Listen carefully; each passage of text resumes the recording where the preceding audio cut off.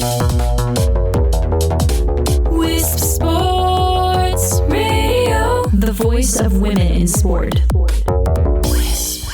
Hello and welcome to the WiSP Sports Desk. This week it is Season 2, Episode 11, and I'm Chris Stafford, as usual, joined by my co-host Nancy Gillen from InsideTheGames.biz, keeping a very close eye on what's happening inside the games these days, because there's really not much else to talk about, Nancy, is there, except the coronavirus and its effect on the Olympic Games. Yeah, I mean, obviously all other sports kind of shut down, and then we found out yesterday for sure that the Olympics are going to be held at some point in 2021. So yeah, it's kind of, you know, probably one of the biggest sporting stories of a lifetime, really. So even though it's kind of the only thing to talk about, I suppose it is definitely worth talking about. Well, I think so. Just to update people, if they haven't been listening to all of the coverage that we obviously keep an eye on. And it's funny, you know, yesterday when they made a decision, my inbox, as I'm sure yours was deluged with press releases from national federations, National Olympic Committee, from all over the world, from all sports, because they were all reacting to the IOC decision, which we saw coming, but we had to hear it officially from the IOC, of course. So you were probably like me, wading through all this, and they're all pretty much saying the same thing. But you know, we welcome the response. Yeah, it was. Like you said, just kind of every federation and National Olympic Committee and so on. But it was quite interesting. I think a few people have made the point that last week they had all the Olympic committees and federations had kind of separate phone calls with Bach, the Olympic Committee president. And at the time, they all apparently unanimously voted in agreement to keep the Tokyo 2020 Games this summer. So it's just quite funny, I think. Obviously, they're just going to, you know, toe the party line, but it's quite amusing. You know, last week they all wanted it this summer, and then this week they've kind of, you know, in full agreement for it to be moved. But it definitely was the right decision anyway. Like, I think I think it's almost impossible for it to have happened this summer, I think. Yes, but of course the implications are huge now for rescheduling just a year. And we talked a little bit before about some of what those implications are, including the availability of the venues and the facilities in Tokyo next year. Yeah, I think probably the most important thing is the athletes' village, because obviously you've got thousands and thousands of athletes coming into Tokyo to compete, and you have to house them all somewhere. And there's kind of been deals to sell off apartments in the athletes' village, and kind of, you know, every Olympic Games there's always been a plan for the athletes' village that kind of almost happens straight after the games take place. So at the moment, all of that is still kind of happening. So the IOC in Tokyo 2020 are going to have to work out how to actually keep the village, you know, where it is for the time being. And then the venues, of course, as well. Some of them were going to be permanent venues, but then others were going to kind of be turned into other things or used for another reason. So again, they've got to try and work that out. And, you know, you might see some rescheduling of days, like the competition taking place on different days and so on. But it's, yeah, the task is massive. I think it's nearly impossible to kind of postpone the Olympics. So it shows, you know, the kind of situation that we're in, that it has had to be postponed, because it's just going to be really, really hard for them for the next few months. It certainly is, but you were telling me earlier the name of the task force that they've created now, which is hilarious. Yeah, it's called Here We Go, which is a very positive name. Hopefully they can get going with it, but yeah, they obviously want a bit of positivity there with that name. Yeah, I thought it was hilarious simply because we're not going anywhere. Yeah, literally, I don't think anyone's going anywhere at the moment. So yeah, it's a bit tongue in cheek, maybe. Yeah, it certainly is. Now, this of course has a knock-on effect on Paris scheduled for 2024, because there'll only be a 3-year window in between, unlike the usual 4-year cycle.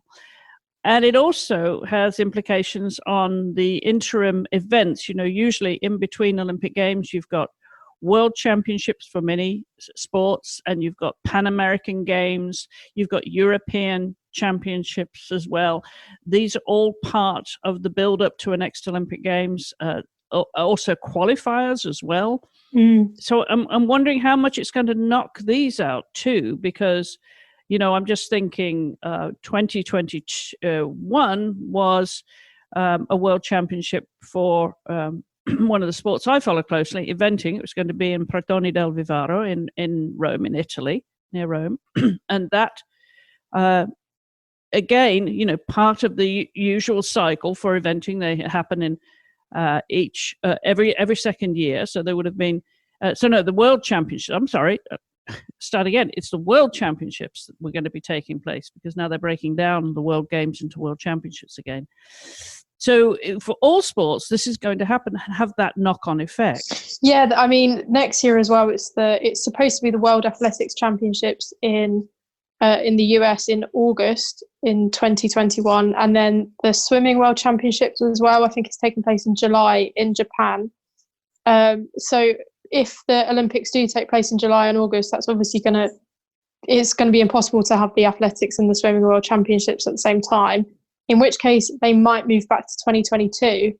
But then the Commonwealth Games in Birmingham are in 2022, which for a lot of kind of the, like the British athletes and Australian and all athletes in the Commonwealth are going to have to choose essentially between athletics championships and swimming or the Commonwealth Games. And I think that's maybe potentially why the idea of spring, holding it in March and April next year, is being discussed. The Olympic Games, that is, because obviously it kind of, I still don't know whether they would be able to have the athletics championships just a few months ahead, but then maybe athletes would rather do that and then still have all the competitions in 2022 free. And then also, of course, before all this happened, probably the biggest concern about Tokyo 2020 was the heat, that it was going to be very hot for athletes in kind of doing athletics or any of the kind of outside sports. So moving it back in the year to March or April time would fix that problem. So that, I think that is a real possibility. And there was a press conference over phone this morning, and he didn't rule it out. He kind of said that, yeah, that is being looked at. Well, that would make a lot of sense, wouldn't it? Because then, those major championships that you just mentioned would be able to go ahead. And of course, with those championships being planned so far ahead of time, there's also the sponsorship and the rights, all of those things, as well as the athletes, of course, training within that cycle. But it has huge implications for sponsorship and rights.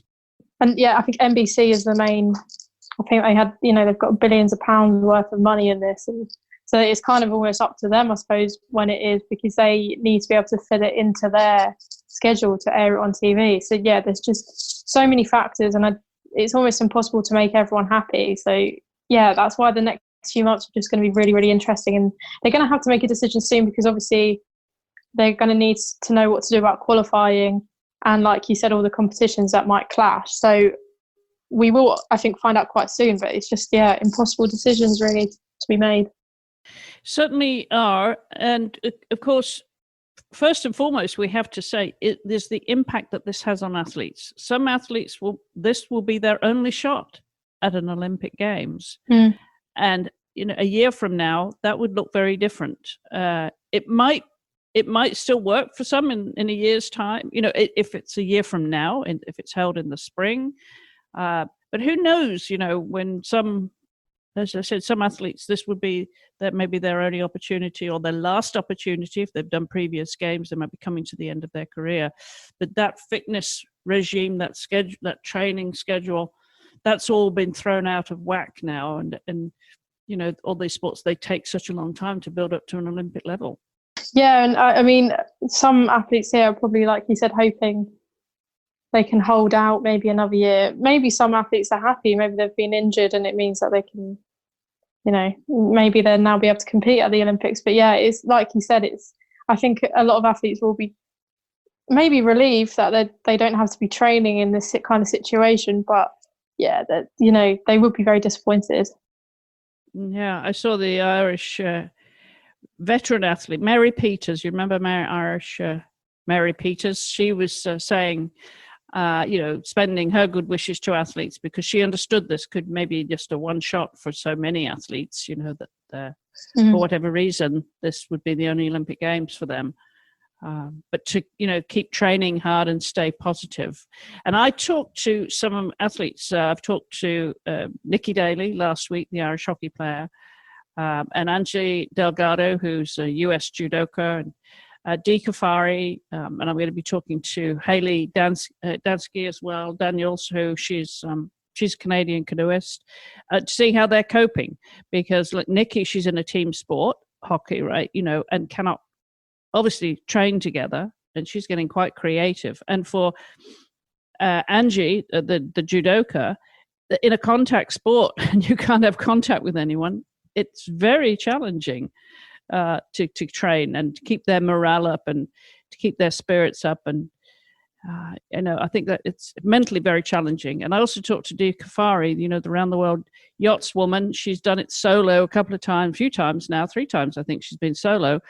And she's used to that social isolation. So I got some advice from her about how to deal with it, mentally, because that's the biggest challenge, obviously, being socially isolated for all of us, but particularly for athletes who are trying to keep kicking on and keep going with their training and doing things that they wouldn't otherwise do. And Angie told me that she's actually going for a run now, and she hates running.